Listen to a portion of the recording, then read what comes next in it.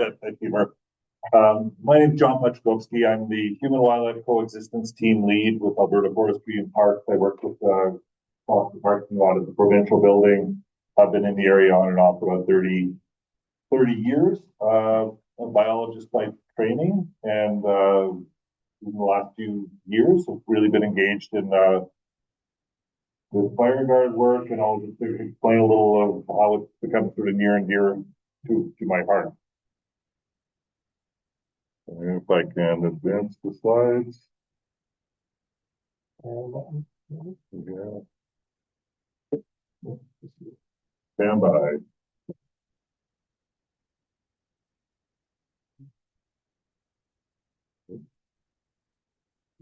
Oh, there we go. Thanks. Thanks, man. So as the Human Wildlife Coexistence Team Lead here, my job is to sort of try and bring together the needs of wildlife and people here in the valley and make sure that, we're trying to achieve a bit of a balance per se. And Gareth and I, we co-chair what's called the Human Wildlife Coexistence Technical Working Group. It's a group of interagency folks who are trying to further the cause of human wildlife coexistence here in the valley, and we meet regularly. And it's a really exciting and great group, and I think we're getting a lot of good things done. And we sort of go by the marching orders of a 2018 report on human wildlife coexistence. And one of the recommendations of that report that is too small to read is to enhance wildlife habitat. So there's 28 different recommendations of how we can sort of do better at improving wildlife habitat. And recommendation 15 here is just to improve habitat, make better habitat options for wildlife in the valley. And this is just from 2024, there are wildlife reports in town. And you can see the wildlife reports are really clustered into town. And a lot of what's driving that, I think, is the lack of good habitat around town. We're seeing more and more conflicts and reports in and around the periphery of town, and we're hoping to change that. And other than increased growth in town, what's been happening over the last 120 or so years is a real change in habitat. We're sitting just up there in downtown Canmore, and you can see there's hardly any trees in the valley. And it would have been great habitat for an array of wildlife species. And through fire suppression and other things, over time we've seen a loss of that habitat, right from the valley bottom to the top. And here's a view looking from Harvey Heights eastward towards the Three Sisters. And you can see this area had recently burned. You can see the downwood. This kind of open and edgy habitat would have been really good for wildlife. And over the last 120 years, it's filled in as well. And that lack of sunlight getting to the forest floor means a lack of productivity for the foods that wildlife like to eat. And if you open up these forests a little bit, you create better habitat. And grizzly bears, I'm a bear researcher primarily, are species of open habitats. They like these open and edge habitats. And if you open up the forest just a little bit, it creates forest understory growth that wildlife tend to like. This is just the result of some pine beetle removal out by the Nordic Center. But you can just see by looking at the lushness of the grass and the vegetation that's coming in from underneath, and the buffalo berries filled in and grown in, and the wildlife like that. Thank you. So that's on a small scale. If you look at this at a large scale, these are some cut blocks. Barrier lakes over here. This is in the Sybil area. You can see that mosaic of cut blocks that are kind of modeled across the hillsides there. This is just data from one of our grizzly bears that kind of moved out of GPS data that moved out of the area. And he was spending about 75% of his time in those cut blocks, in those forest openings, selecting for that kind of habitat. And this isn't something new and exciting to science. We've known this for bears for a long time. Just demonstrating that. Some other sort of forest opening habitat work. This is just across from the Tananask village that was cut in 1985. We did some work on Spray Lakes a couple of years ago where we opened up some habitat areas that'll help to sort of draw animals away from campgrounds and other facilities. And more close to home is that patch we did in 2002 at the Canmore Nordic Center. And that's really good habitat. That's what it looks like now. It's probably one of the best berry patches in the valley, and certainly with crawling with berry this year. Problem is to get to that, you have to go through this. You have to get those trees out of there, and it's jarring, and it's a bit of work, and you've got to get the forest cover and timber out of there and open up those areas for wildlife to get to a point where it's a better situation for wildlife. And that's just kind of a bit of background. That's where I'm coming from on this. That's kind of my take on all of this. So now I'm going to sort of switch gears into what's called the Bow Valley Fire Guard. And it's a project that's been happening now for almost a couple of years in the Bow Valley, multi-agency group committed to trying to protect communities and people and infrastructure. And I'm kind of riding along on this, but my lens on this is through the lens of wildlife and how can we do this and also achieve wildlife gains. So it's a multi-agency committee that we're sort of moving forward on. And very positive sort of group.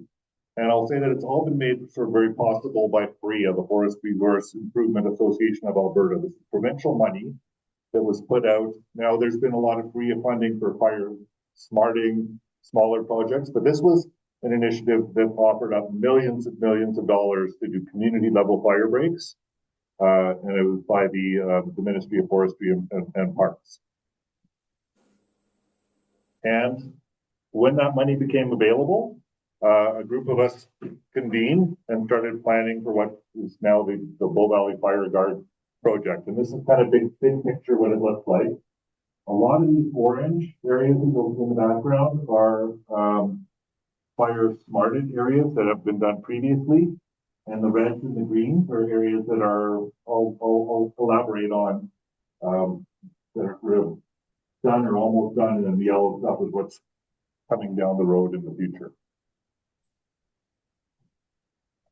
A few people have asked, wow, just a response to Jasper, and we had started planning last year in April. Prior to Jasper, submitted for funding in May. Jasper happened weeks or a couple months later. This was not, our fire guide was not a response to Jasper, but it certainly stiffened the resolve of the group to move forward with this and do it in an accelerated fashion. And I think it's also seen a lot more social buy-in because of Jasper. It's like, wow, that just happened. So it really sort of helped drive us forward. I'll mention the three main phases of the Fire Guard project. We'll talk about Stoneworks Creek, which was done for the last year in East Park Gates and Harvey Heights. The CNC work here at the Nordic Center, which is just kind of wrapping up, and I'll talk a bit about the future planning. So Stoneworks Creek, a 2 kilometer wide fire break. Now the areas in red are total harvest, and the areas in green are more sensitive, so they're thin, pruned, clean, and you might have seen a trickle of smoke coming up from Stoneworks over the last few weeks. It seems like they're done. I don't see any smoke for the last day or so. I'm looking to the back of the room there. But so in those areas where we can mechanically harvest, we did. In those red areas, the green was a little more sensitive, so with hand crews going in there and removing those trees. And that started last fall. Again, a perimeter around Harvey Heights, 150 meter wide, and then some thin, prune, clean work on the edge of that. So just to give you an idea, there's sort of the planning map for Stoneworks, and then based on satellite imagery, that's what it looks like from space. And you can still see the road there that's going to be reclaimed. And then I'll show you some other satellite images in just a second too. That's what the Stoneworks Creek area looks like now. It's turning into some really nice sort of Douglas fir savanna with patches of aspen. And, you know, we've seen all those urban elk here in town. That's going to give the elk in town somewhere to go so they're not sort of on the playgrounds and the school fields and on the side of the highway and such too. So that's kind of my dream as a biologist, to see this area sort of become a better area for ungulates and other critters.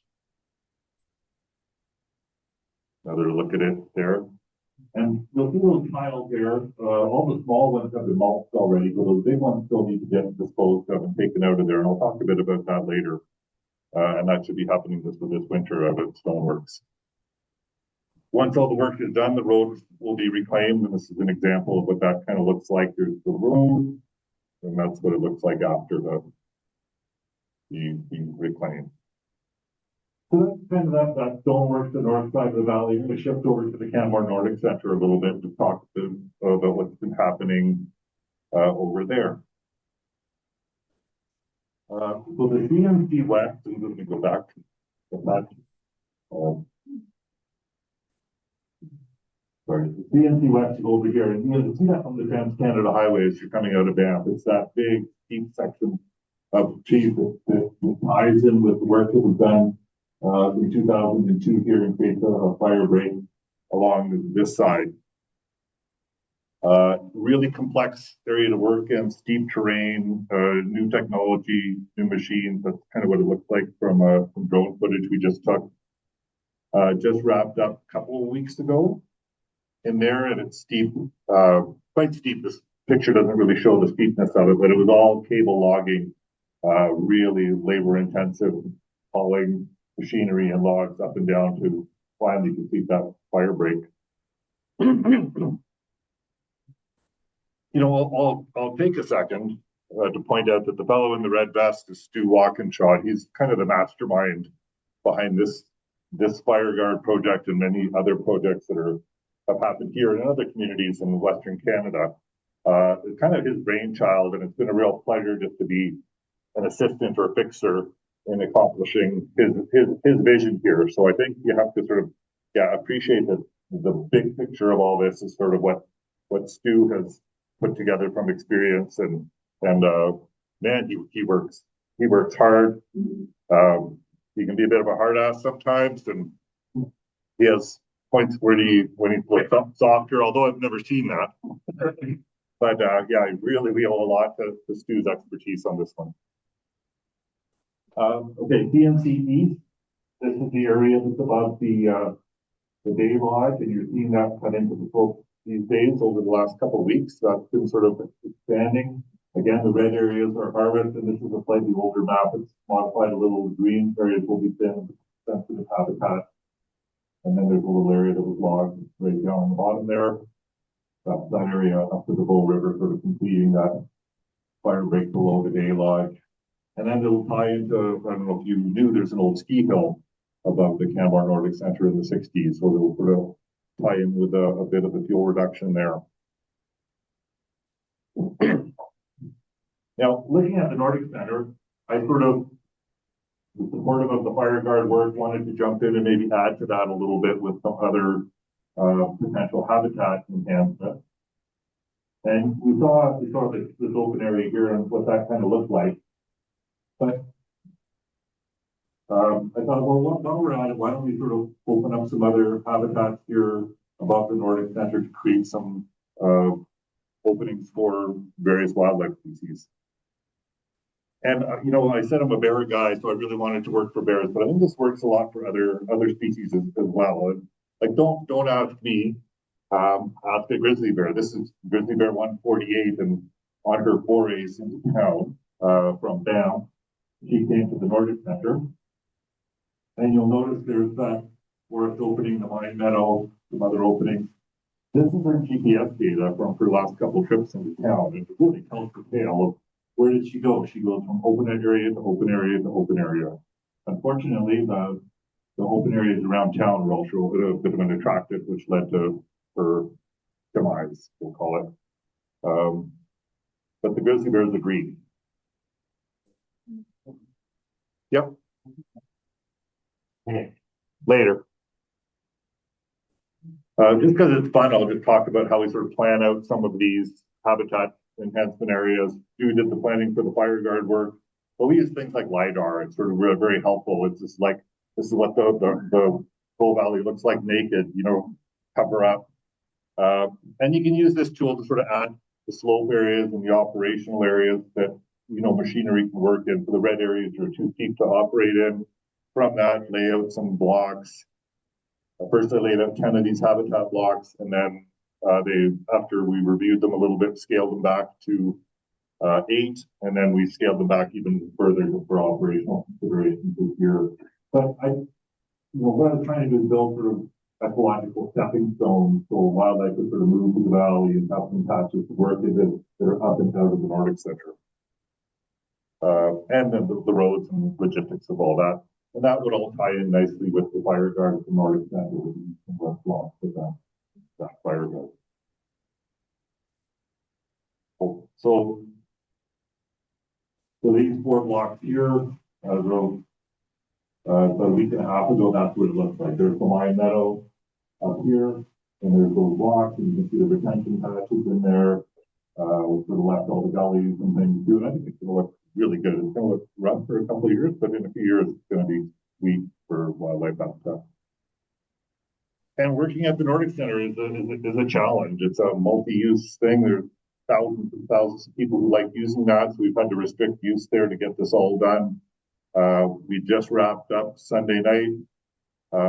Last Sunday, Stu was out there spreading seed and reclamation, but it was really a big push to get that all done, and a lot of work. From those wildlife blocks, 461 loads of wood came out. That's just in front of the day lodge at the Nordic Center, not your usual site. And yeah, it's a bit jarring when you sort of come around the corner to what used to be a tree trail. And hopefully you'll get out there and have a chance to look at it yourself. But we don't have sound, so you're down at the end of the damn trail there with the mark boundary. And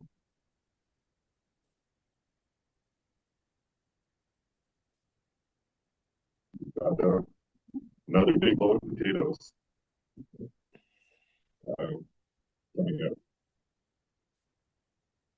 And there were some really large wood in there, and volumes were a lot higher than we thought. And one thing I didn't mention is the wood that's generated, revenue from the wood that's coming out of these is going back into support Fireguard work here or defer the cost to the taxpayer. Maybe when we get into the panel discussion, we can talk a bit more about how much of that, but there was hundreds of thousands of dollars coming back in to defer the cost. So this is really not costing the Alberta taxpayer too much. And some of these trees I counted range were 150, 160 years old. This is a satellite image from just a couple of days ago that I downloaded. So between stonework, the work you're seeing here, CNC West, you start to see, it's like the armor that is going to protect us if a big fire comes through. You've got these breaks here, and there's still a lot of work to be done. But you start to sort of put together the big picture of what's happening here. And I hope that makes sense to you. Kind of, I looked at these images a lot, so I kind of recognize everything.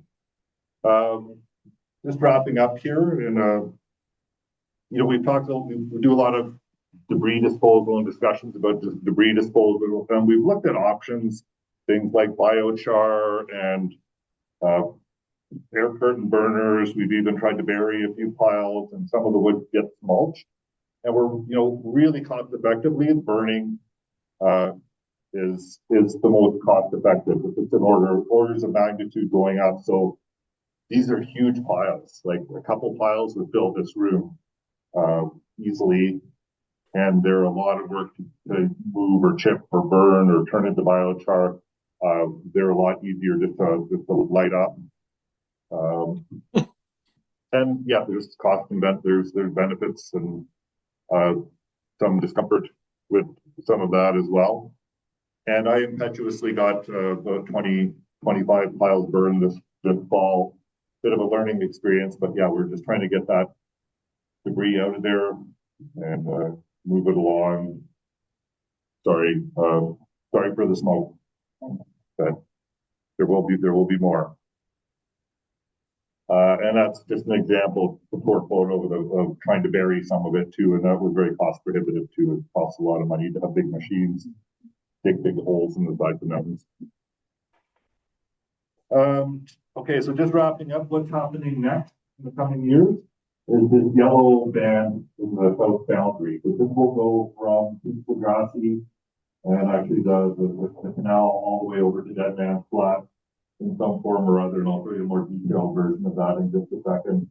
So that'll complete the perimeter of the fire guard around the town. There'll be a mixture of mechanical thinning. There'll be some hand thinning work, and then I've also added on some habitat enhancement areas where we'll remove some trees. And we've done some field visits in there. This is Duvigan, who's really hard to photograph. You never get a good shot of him, with Josh from West Fraser. And I would say West Fraser has been really good to work with and very adaptable and very, when I say, hey, I want some more of this over here and some more trees there, like they're out there right away, flagging it off. And yeah, very, very great to work with. So that will be next year. Hopefully the application for funding for that has just gone in. Yeah, we'll hopefully see that built around the south boundary. It's going to be a more complex area. There's a lot of different terrain in there. There's wildlife corridors, access and land ownership will make it challenging, but we've been at this for 2 years now. So I think hopefully we'll get through it smoothly.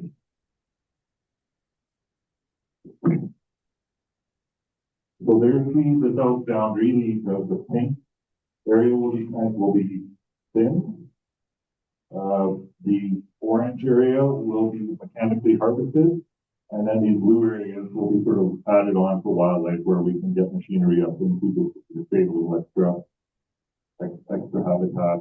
And that's also a really big piece of land. Like I said, it's going to be challenging and interesting terrain to work with moving forward. That's kind of the snapshot of what's been going on, what's been happening. And like I said, I'm out there in the field trying to think, how can we make this work a little better for wildlife, so it's not just a logging show, and make sure we protect the town long term. It's been really exciting to kind of try and realize this dream of sort of restoring habitat on a large scale. I think back to the work that you'll hear from Cliff soon.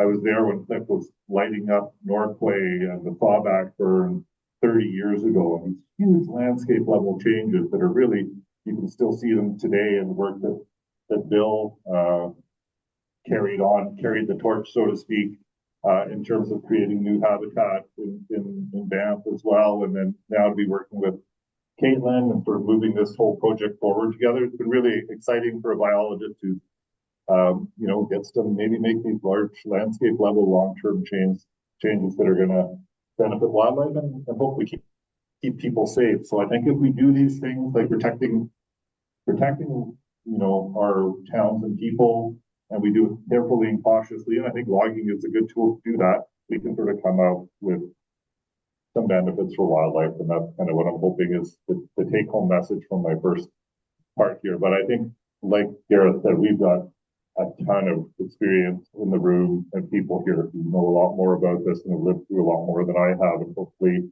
you can ask some questions and we can engage in the discussion about that.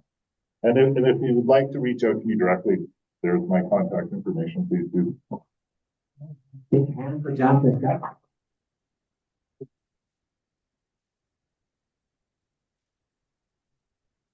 Thanks, Steve, and thanks, John. And we've assembled, easily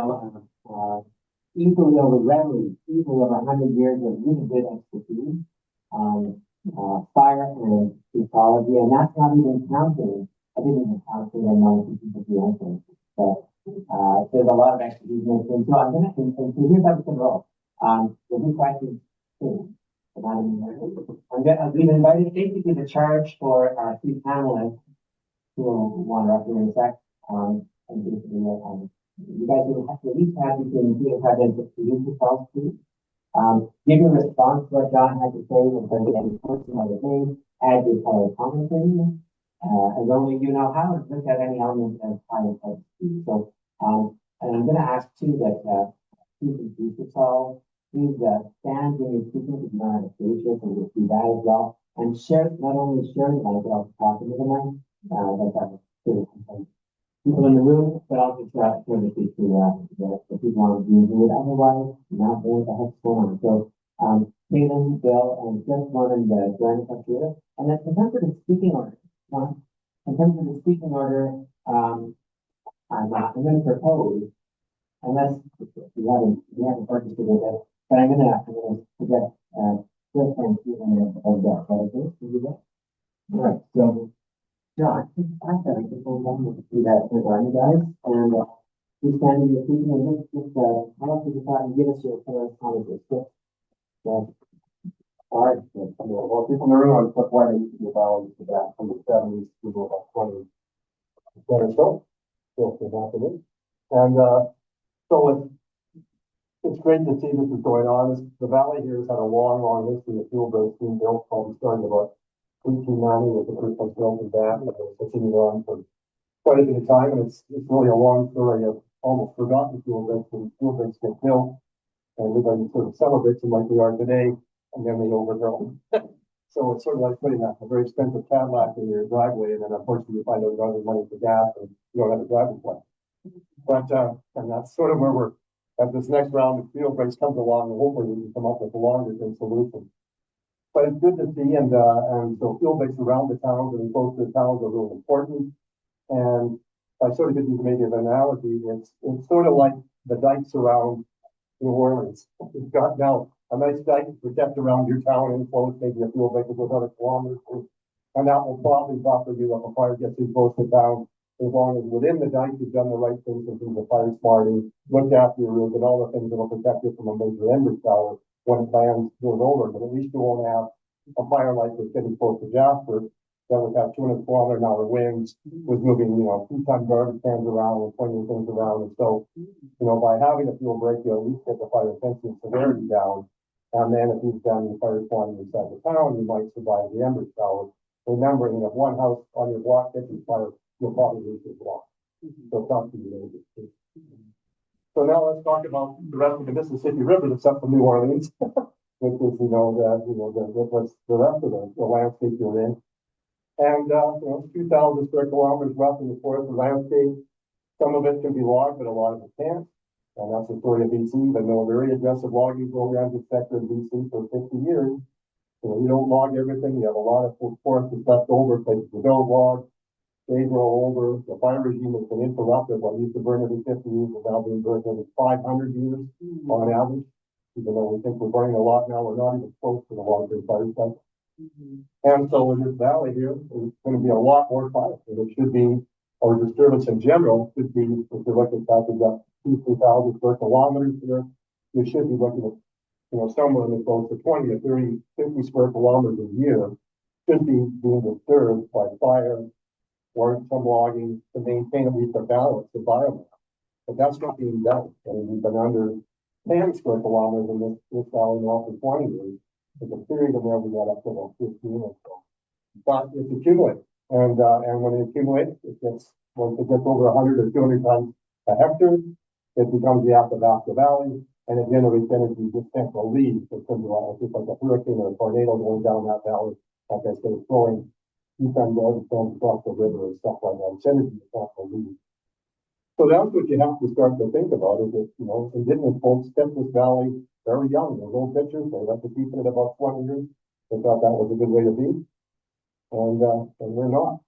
And it means a lot more smoke, a lot more energy, a lot more cooperation between the towns and the surrounding land. If you go on the web here, we're working with a group of folks doing a thing called burning dams right now. And we're trying to get the fuel breaks maintained, trying to get money set aside for maintenance, trying to recognize that you're probably going to be about an 80-20% split even in the valley with 10 to 20% logging, and 80% has to be fired. That's a fair bit of smoke. And you just have to support that. If you don't, if you say, well, no, we're going to have blue skies for 30, 40 years, well, then we'll do the Athabasca Valley, and you'll get the 40 years of clear weather that you're going from. And one warning I have is it's not the first fire that's the bad one, it's the second one. So the Fairhope Bench was burned out here in 2003. It's about, if the deal was made with the natural fruits there, that would be with log, make a fuel break, and 10% would be fuel break, and about 90% would be burnt, and that was then done. But then the next fire had to be put in behind to get all the downwood and accumulates. This is going on in Jasper from the Fairholme Bank. And that second fire is a tough one. It's called the reburn. It's very famous in the West where they logged a bunch and got a bunch of slabs. But you can do the same thing with fire. It gets knocked down and it just sits there. You can't log it. It's not commercial anymore. But it has to be burnt. And that's the long-term regime. But it's a tough fire. So get ready for some tough burning. And so some of these fuel breaks that really have to be maintained because if they're going up against the physical part and also from land, you need to recognize that second fire, you can get the first one and then the second one goes up. So there's a lot more work to be done. And I think the long term will have to be community forests where the towns, and this is great what Tamworth's done, it's got really integrated with the biosphere. Got lucky, having Steve Walkinshaw here. You had a minister who came to town with a couple $1 million in pockets that'll help you out. But towns are going to have to start looking after themselves, and they need to reach out about 5 kilometers into the surrounding lands to work with the provincial agencies or the federal agencies to get the job done. Because these are big agencies that have national and provincial responsibilities. The crews aren't always there, so your local fire departments within 20 years or so, I think, will be your key managers of these fuel breaks. They will be the ones that keep them open, maintain them, work with you to say, listen, we need to do an understory burn or whatever we're going to do here. And because they're not cheap to maintain either, but the way to maintain them is largely what will be the fire. And they will fire department. So I think that's what we're doing.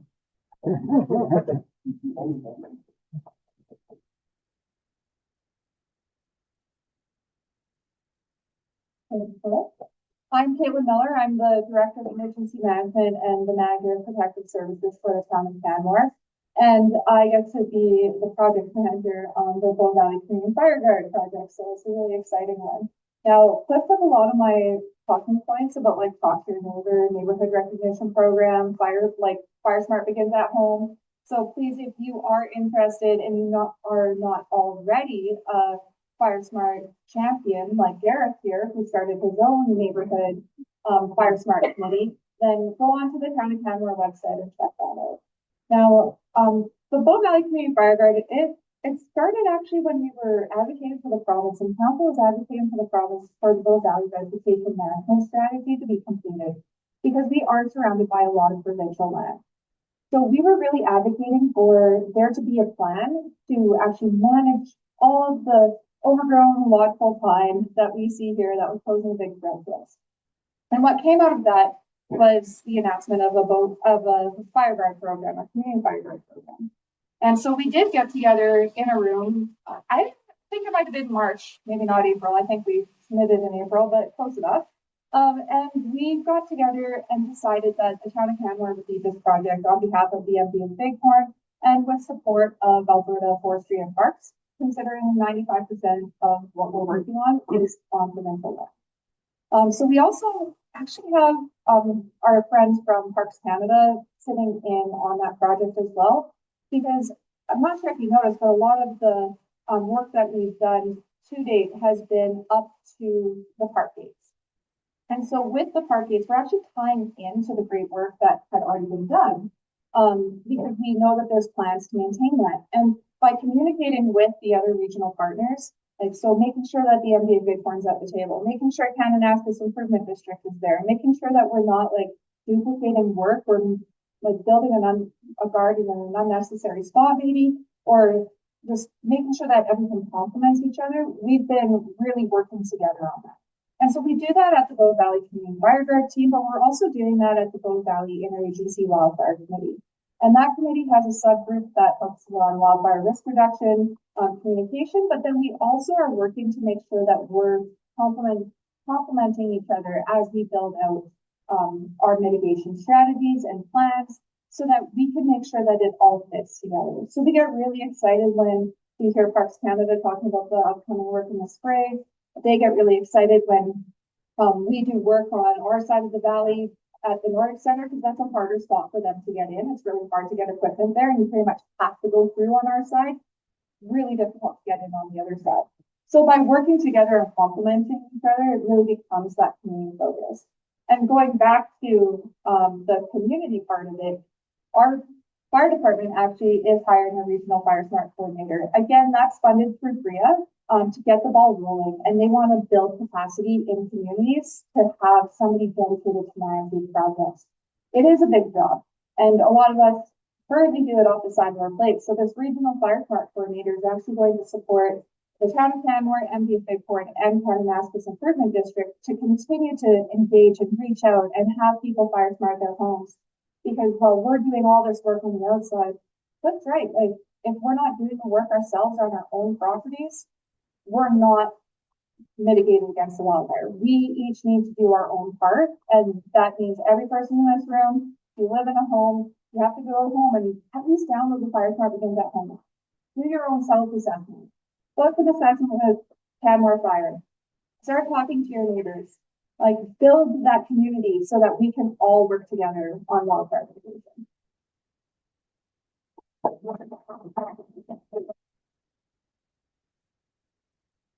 Hello, everyone. My name is Bill Hunt. I'm the Senior Director of Conservation Programs with YY. I've just been with YY for a couple of months now, but prior to that, I worked just over 32 years in Parks Canada. And for the last 11 years of my career, I've been a conservation manager in Banff with folks like that. I moved to the Bow Valley in '95, and I live in Hardy Heights.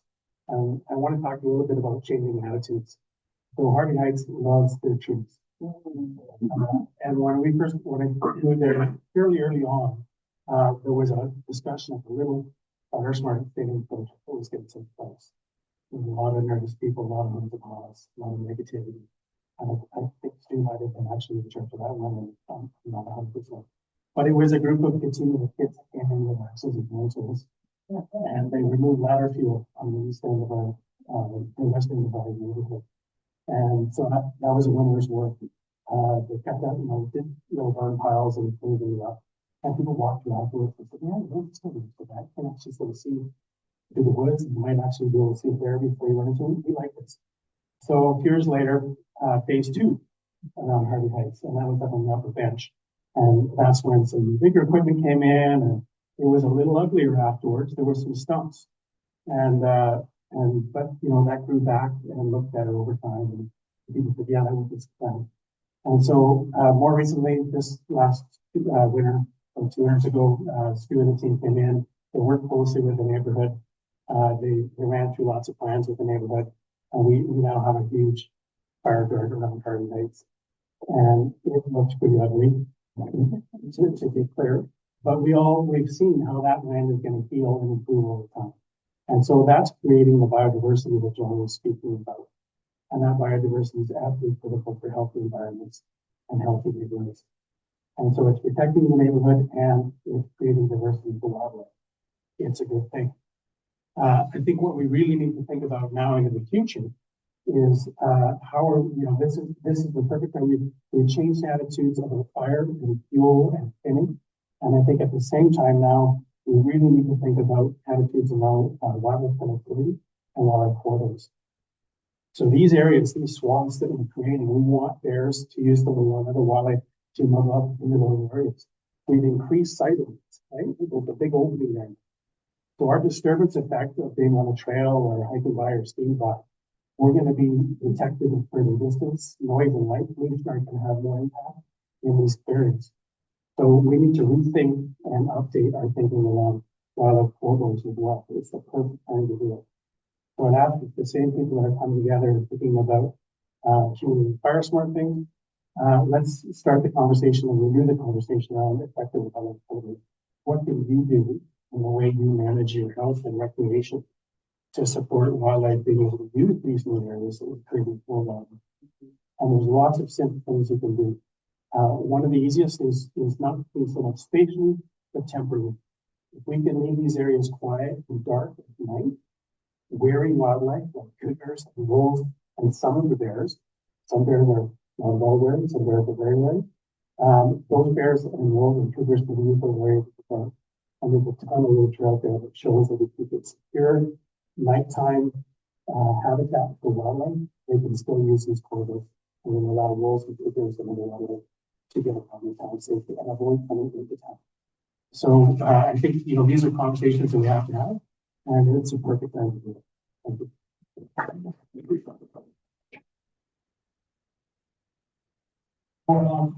This is where we have a full hat trick here. If you don't do FireSmarter on your own house, all of this is a complete waste of time. Everything I've read about the Jasper burn, is that the town caught fire because of others. And so if you haven't done your FireSmarting on your own building, got rid of those cedar shakes for as soon as you can afford to, clean up the firewood up from under your deck, brushed your trees, all that kind of stuff. And it's all easy to do and it's all available on the FireSmart website. If you haven't done that, all of this effort and work and energy that's gone into the fire guards will not do a lot of good things in that. So please talk to your neighbors, have a look around your property, check out the information on it. Okay, so, John was offered the chance to add any other comments that were done. You took a pass on that, which is cool. We're gonna do that. Hey, big hand to be said. Oh, sure.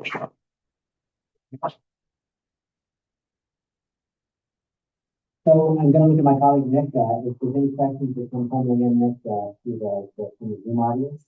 Any good questions, like let me know. I'll talk to you in a second here. Now John took half an hour to talk to the slide. He delivered a whole lot of content that has been with us, but we have more time, so he delivered more content. If you have any questions for John Kostowski, I would invite you to stand. Please give us your name. And then shout out the question as loud as you can. Okay, don't shout out the question as loud as you can. Use your teaching voice, to kind of make sure everyone can hear. I'll paraphrase. This is good edit. And then if you have a question for, questions for John, please take it off. Anyway. I would just want to big shout out to Ray Graham, who's representing us, our interest in the council, and also Mr. Good. Council. What is it to talk to, coexistence up in the town of North Carolina? It's really wildlife after the number of people who have wrestling at the same time. How does those people coexist together? And John, can you just read the question? Thanks, Lee. The question relates to how do we manage wildlife coexistence in a place like the Canmore Nordic Center where we're actively going and a lot of people are heading up there. So, yeah, and I think it is a challenge. Like the Canmore Nordic Center is identified in all of our planning guidelines as a habitat patch, and we've typically tried to sort of keep things, keep areas that are far and away, down at the west end, free in the summertime where those berry patches are and things are good, but more and more users are in and out of there. I think that's one of the reasons I wanted those habitat patches to get put in. And then we're also working with the Nordic Center with the Canmore Area Trail Master Plan to maybe deactivate some trails in the summertime, to create a few more of those holes and open spaces for wildlife to filter through. Yeah, so we are giving it some thought, but it is a challenge. And when you have an event with 1,000 people that's running 24 hours, yeah, it's hard. It's hard to balance those needs of wildlife and humans when we're sort of having those huge and big events. We're trying to make sure that those happen in an effective way, but it is, yeah, that's a real, it is a challenge. Mr. Leggy, my name is Derek Ryder. Question, John. My question is, how we'll do all of this work to try and enhance wildlife habitat. How are we going to know it worked?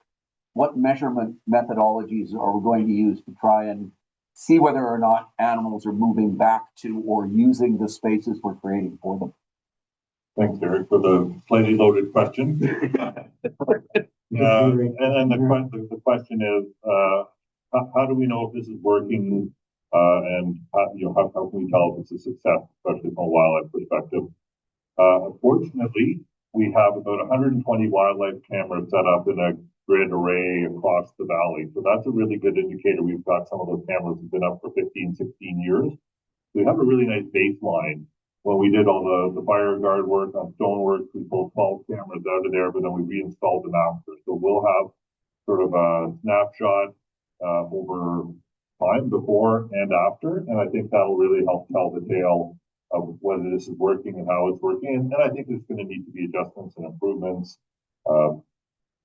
That we do winter tracking as well, snow tracking. We have transects, and after it snows, we'll go out with the hose. And we're hoping to get some more animals collared in the valley, which we don't have a lot of, but then that'll start to show whether they're, like you saw with Bear 148, using those open patches, or these new bears, using those patches. So we're on it. We're hopefully on it. Just follow up. How long, what kind of timeline would you expect that to occur over? What would the timeline be for seeing some sort of responsive wildlife? And I think we're looking at 3 to 5 years before those forest openings start to look good. Stonework was pretty damn good this year because of all the rain we had, but it's going to take 3-5 years. You're going to look at 5 to 15 years where it's going to be really good, and then there'll be, let's say, diminishing over the next 10 years after that in terms of its habitat quality. Now, if we're maintaining the fire guards, maybe that will keep things open. Some of those habitat patches might, as Cliff alluded to, get thick again, but we're talking decades of habitat. Go ahead, Ed. Thanks, John. Ed Williams.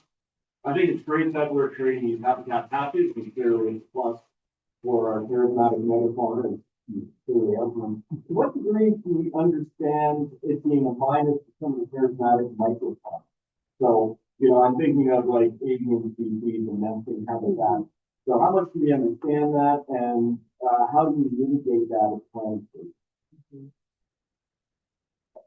The question is, how do we understand the impacts for megafauna, microfauna, and avian species?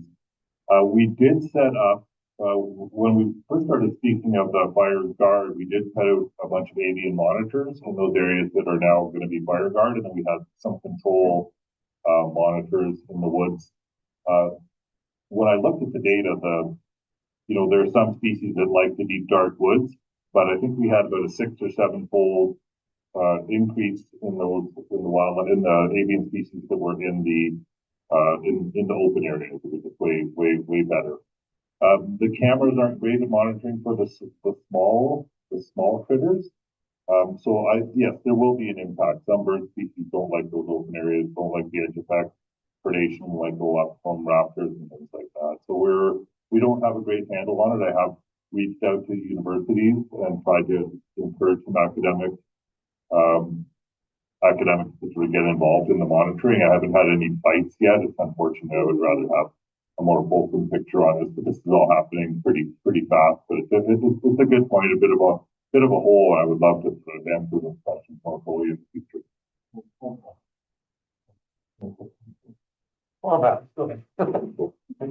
Jacob Herrera, go ahead. Yeah, my name is Jacob. My question is going on.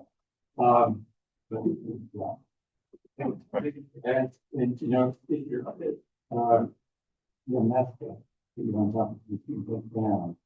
How about, 40 to 50% of the forest is active, which also is much better for other species. I don't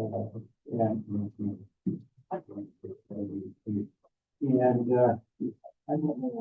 I just played out over time.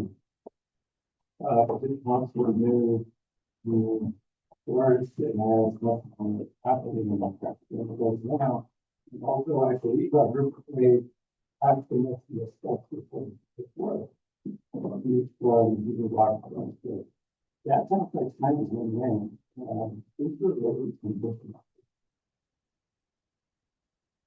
So the question was about whether these cleared areas could eventually be regrown with aspen.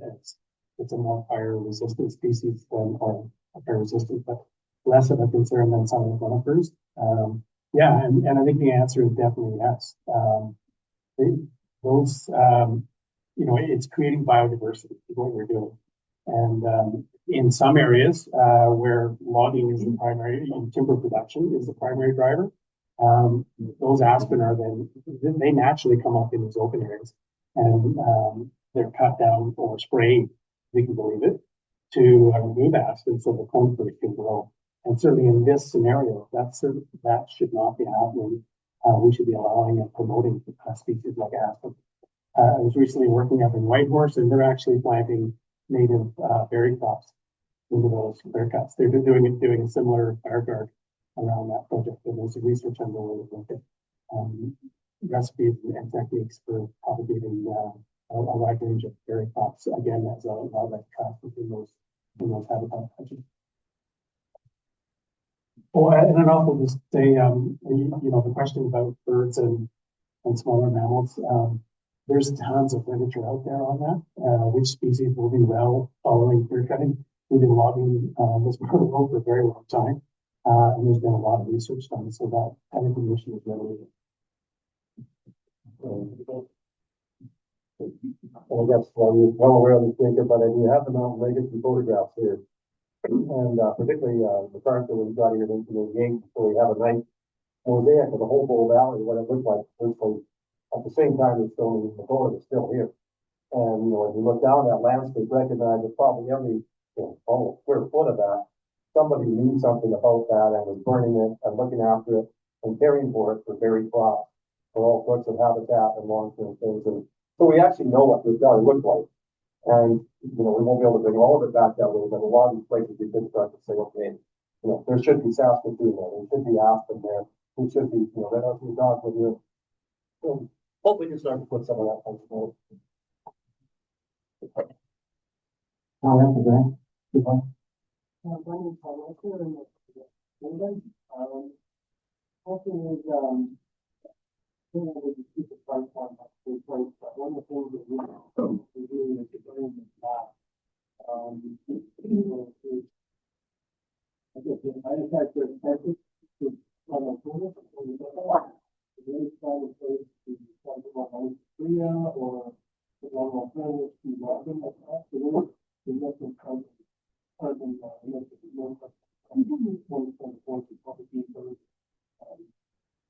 Yeah, so the question is, are we looking at alternatives to burning when we are looking at disposing of our debris piles? And we continue to look for alternatives to burning. We have done actually a lot of different things. We've used an air current incinerator. We have, John just recently tried burning it. And we've looked at every time somebody comes across our desk and has an alternative to burning, we investigate it. One of the great things about working with West Fraser is they actually helped with some of that investigation. They helped go to Lafarge, now Amrise, which I found out this week, and talk about waiving the tipping fee to use the debris in a different way. We've looked at mulching it, mulching some of it to reduce the amount and putting that back into the soil. The challenge is the cost of tipping and hauling and doing something different with it often is exponentially higher than the cost of burning. And with it being grant funded, there are limitations to how much more we can ask for. And if there was a different way that was maybe just marginally more expensive, that's something that we've had that conversation with Bria. We've had that conversation to we're going to continue investigating because community impact is a top priority for us. But we also understand that if we don't get rid of this debris, the community impact is that we've left the hazard there. And so we're trying to balance what that looks like. So there will be smoke this year. Those piles are quite big. When we were burning the wildlife habitat enhancement piles or the targeted fuel reduction, those piles they were as cured as ours were. We've left ours out for a year. We've done a lot of different things to try to minimize the smoke and help them burn faster.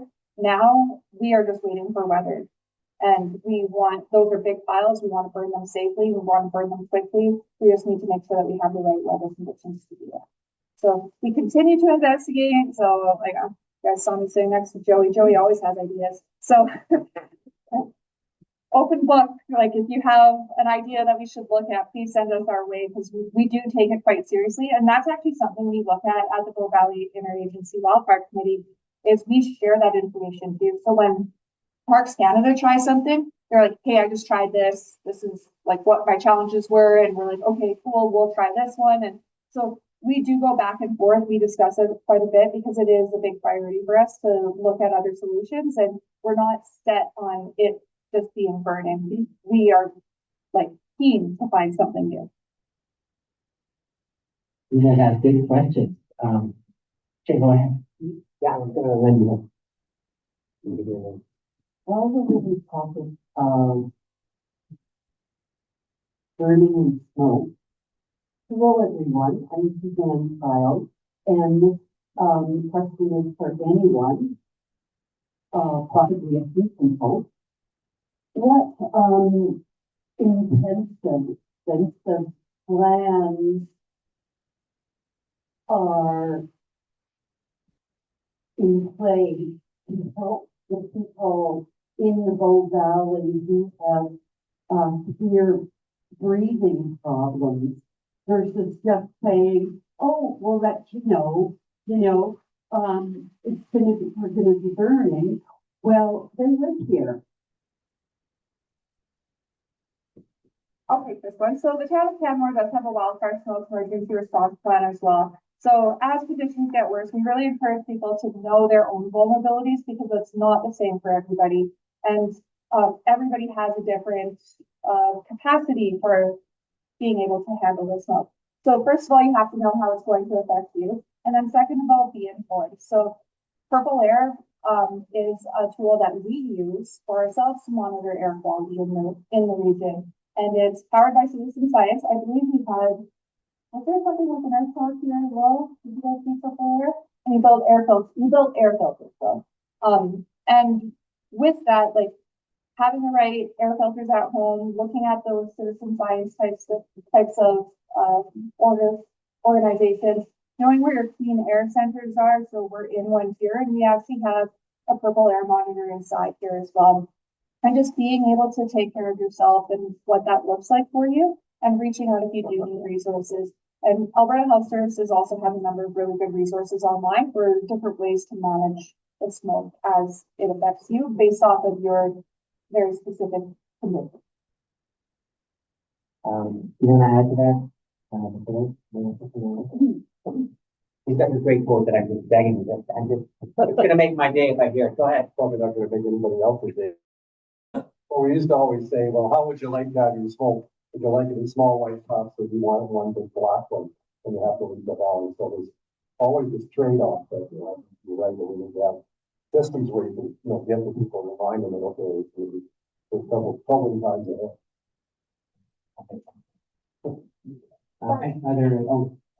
Let me just want one question with that, please.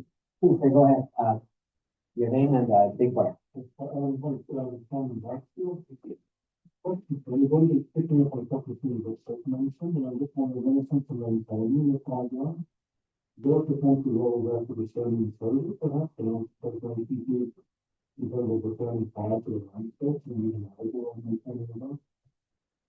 We're just going to give a shout out to Mrs. Diamondback Shaw and he and his colleague Wendy are responsible for by far the best, most successful neighborhood level fire smarting in the Bow Valley and the East Grassy area. And we are privileged to watch that and guys put together a short video that puts the highlights of what we've done here. And I can just before I let you guys answer the question, I just wanted to say that as Caitlin mentioned, I've taken on the role of this FireSmart champion, or I told you that I was today. But anyway, I'm leading my little neighborhood of 19 homes in a little committee meeting the second time Wednesday night to talk about what we might do with the group in both our neighborhood, not my house, not anyone else's, but the neighborhood more resilient when it comes to wildfire and reduce the risk. Totally for recognition of the fact that, as somebody said, it only takes one home in my neighborhood to burn down before and that's makes all the homes in my neighborhood burn down. And we're having a heck of a lot of fun as you can talk to Simon as our local expert on this stuff. And couldn't agree more to what we said. And we all said we're pretty good. Sorry, very good. It's necessary but not sufficient. Sufficient. making sure that individual homes are FireSmart effectively built. So I think that's something that we have to take on, that this is the number one risk to our community, and my own, our perspective is, we can, just be,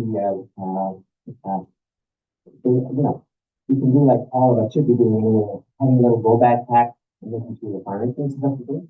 And that's just basically being, responsive to the threat, but wouldn't it be nice to lean into this and do something that, reduces the threat, as opposed to just getting ready to run away when the bad stuff comes roaring down the line. So, and thank you for your question, and I think it's for anyone, yeah.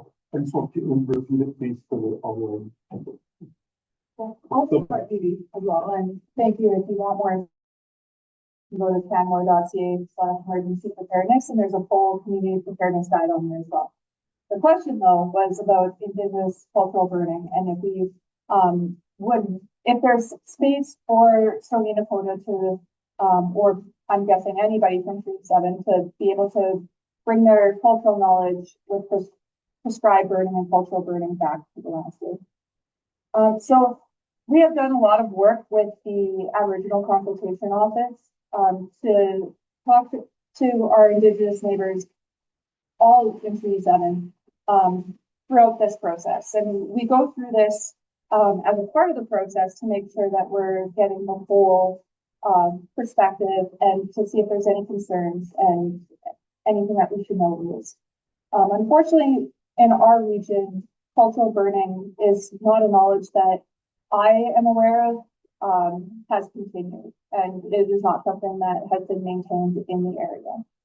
So there's work being done up north and in different treaty areas to do that type of work with our with the different treaties, but that just isn't something that the knowledge has been kept.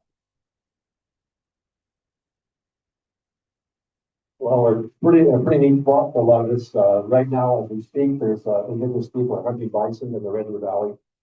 And fairly quickly, I would imagine within a year or two, there'll be Indigenous people hunting bison in the spring.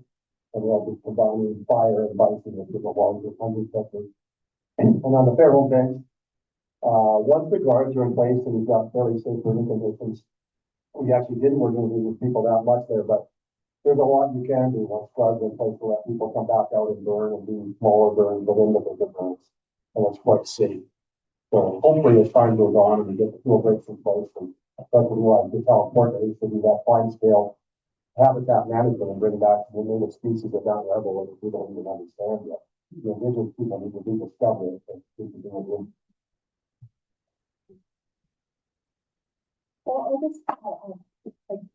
We also have asked that specific question just to see if there is anybody in the region. So if you do come across someone, I encourage you to let us know and we can get in touch with them as well.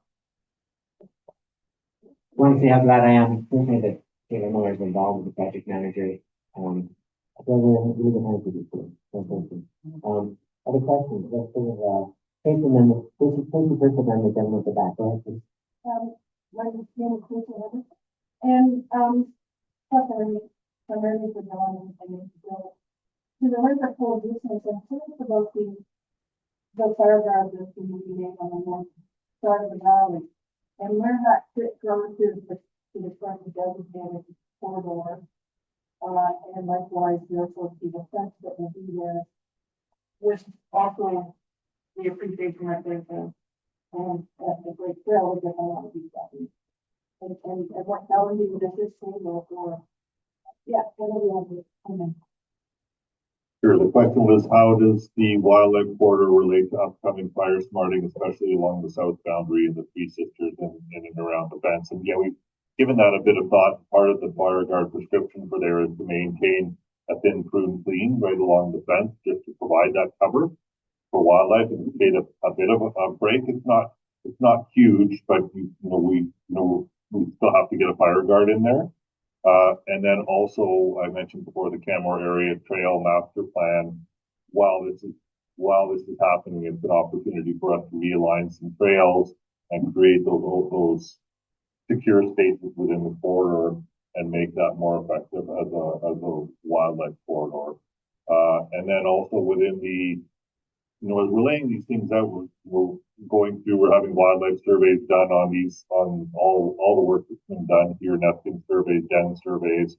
You can sort of start to see where here's a great retention patch, and here's a place you can create connectivity. So it's a bit of an art. It's it's a bit of art that kind of work with it on the land to make it happen. So we're giving it a lot of thought, and hopefully it'll be positive.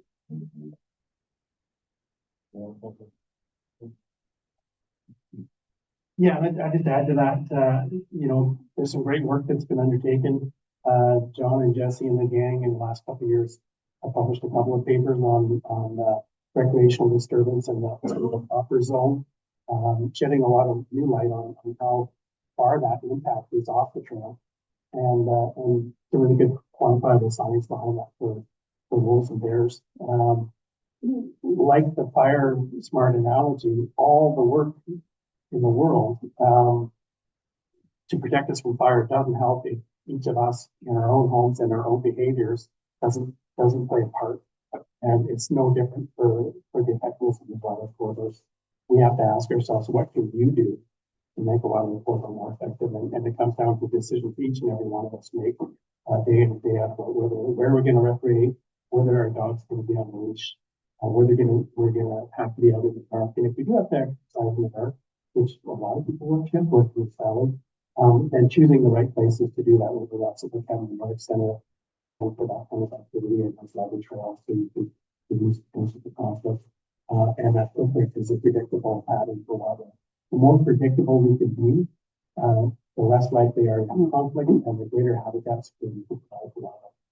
So we all have to get on board, and we all need to have those discussions and work with our local land managers and figure out where and when and how to recreate so that we keep those corridors open.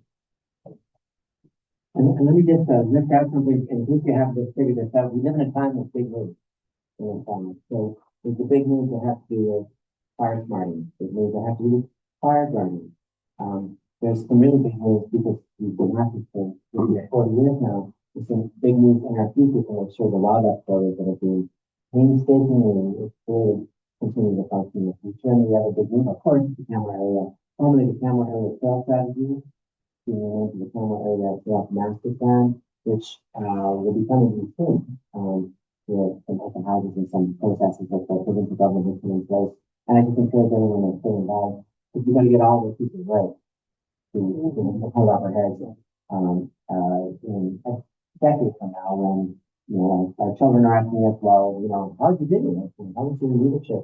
And what is the role of you as a citizen when it came to making sure that we've got to have all these important things in place? I believe it's possible, and I'm pleased to John Paskowski, who is a key player in this initiative, the Fireguards initiative, is also a key player in the Fillmore area trail management. So that's a piece of good news there. Sarah, back, go ahead. I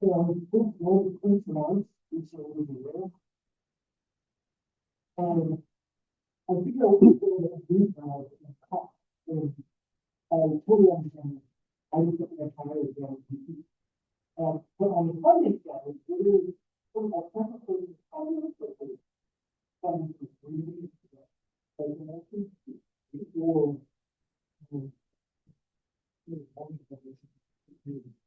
literally something that doesn't fall through.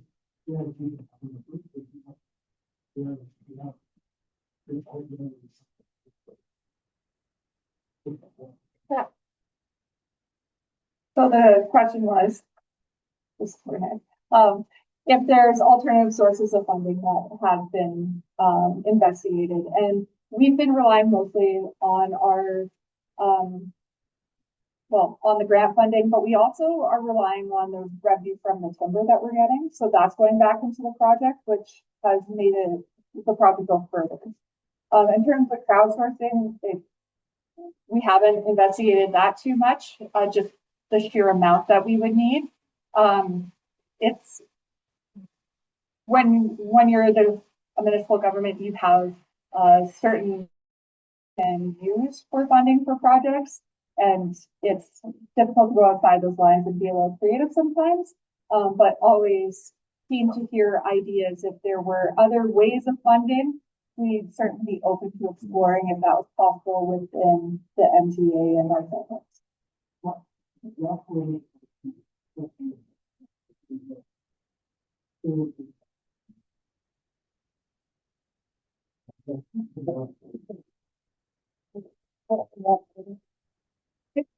To not burn them, like to burn them right now, a rep total under $500,000. To burn them a different way, yeah, like not 10 million, but in the millions. So it does increase quite quickly, and like it is all, even the FRIA grants, that's tax dollars that are going from the provincial government to FRIA. It's all tax funded after that. So if there's other creative ways for funding, like again, I'm always keen to hear ideas and to see what's possible. So if there's different ways that people have that they think could work, please bring it forward and we can investigate that. Hi, everyone. I'm just going to ask a question on Zoom from someone named ZB. No idea who that is. Hopefully they can hear me. What happens when embers jump across the fire break? And what's the reasoning for breaks along the subalpine? Traditionally, fires don't progress down alpine terrain. Are you anticipating a fire coming from the spray side? Can you please elaborate your decision making here? Yeah. So as I mentioned, this group isn't just Stu and John. Like I'm on it. We also have Alberta Forestry.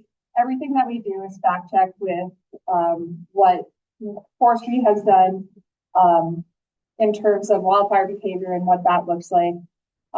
We chose to start working on the Stoneworks Creek side and did a 2-kilometer fire break because in this region where we are, it's unlikely, like you'd have to have a really, really, really bad, like 99.9% fire weather day for the embers to travel more than 2 kilometers.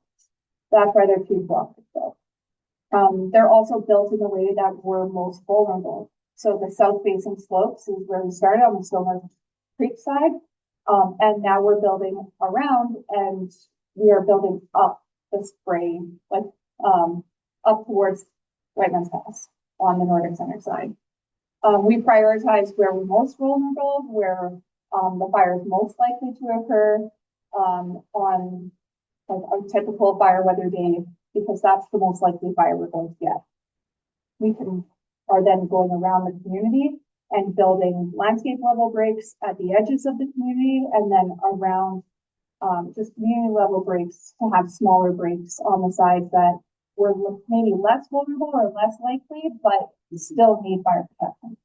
So that's how we decided to choose the priority as to where we were building and why we were building. It's based off of good science, wildfire behavior science, not only from our consultants, but also from Alberta Forestry coming in and agreeing with that. So look, you may have noticed, I'm going to wrap it up here because it's, you have this room until 8:30 and Terry here wants to go home sometimes. So just closing comments. First of all, I just want to, big hand for the panel.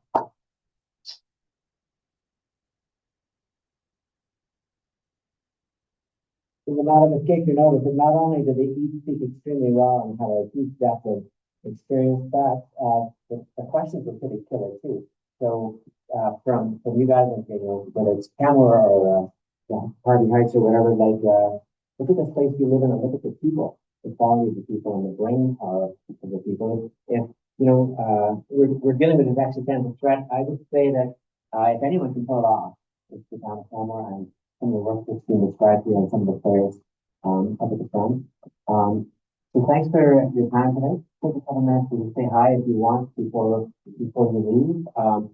Also, as you leave, if you don't mind, tying up some shares just to help out with the general cleanup. Again, big thanks to you, Tanya and Terry and Nick for helping support the conversation. Big thanks to you for taking the time to come out and find out about this stuff.